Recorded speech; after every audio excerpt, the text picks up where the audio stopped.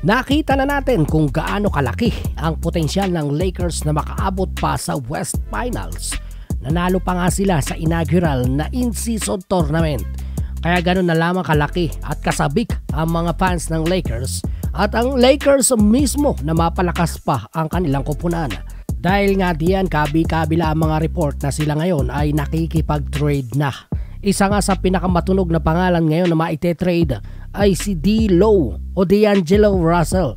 Inconsistent games, yan nga ay tinuturong dahilan. Noong una ang kanyang depensa ng mga nakaraang laban, maganda na ang depensa niya pero nakukulangan naman ang coaching staff sa kanyang performance dahil inconsistent ang mga laro nito. Scoring only 19% sa 3-point area sa loob ng huling 5 laro. Sa lagay na iyan, nasasayang lamang ang 30 minutong playing time na ibinibigay sa kanya. Hindi nga katanggap-tanggap iyan mga kaboltok, lalo pat gusto ng Lakers na makuha ang top 3 sa West. At sa lagay ngayon ni D'Lo, sa mga oras na ito alam na ng kampo niya na nasa trading block na siya. At sa kanyang kampo naman, para saan pa kung maglalaro siya ng buwis buhay kung alam na niyang ipamimigay na siya. Ngayon mga kaboltok, ang iba naman ay nagsasabing maging healthy lamang daw ang Lakers, malaki na ang tsansa nila. Ngunit sa loob naman ng Lakers halos ipinamimigay na nila si D'Lo. Kaya lamang walang malaking trade para sa kanya. Magagawa lamang daw ito ng Lakers kung isasama nila si Rui Hachimura o kaya si Gabe Vincent. Ang dahilan, silang dalawa ay may malalaking kontrata.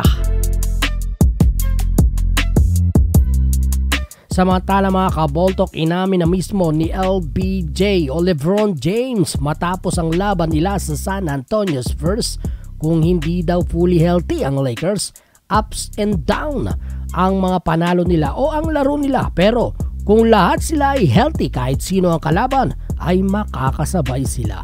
Dagdag pa ni LeBron, ang Lakers daw ay hindi binuo para lamang magkaroon ng kulang na 3 starter. Ibig sabihin, hirap sila na kulang ng 3 ang kanilang starting 5. Sa isang banda, kung totoo talaga ang sinasabi ni LBJ mga kaboltok, panahon na para kumuha talaga sila ng isang legit star player.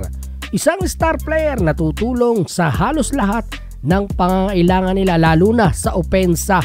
Dahil aminin man natin o hindi, mahihirapan sila kung kulang sila, lalo pat ang West ngayon ay fully loaded na. Yan mga idol, anong masasabi mo sa video natin for today? Mag-comment ka na lamang sa ibaba at huwag mo kalilimutang mag-subscribe kung bago ka pa lamang. Bisitahin mo din ang ating Facebook page. Basketball talk, ipapakita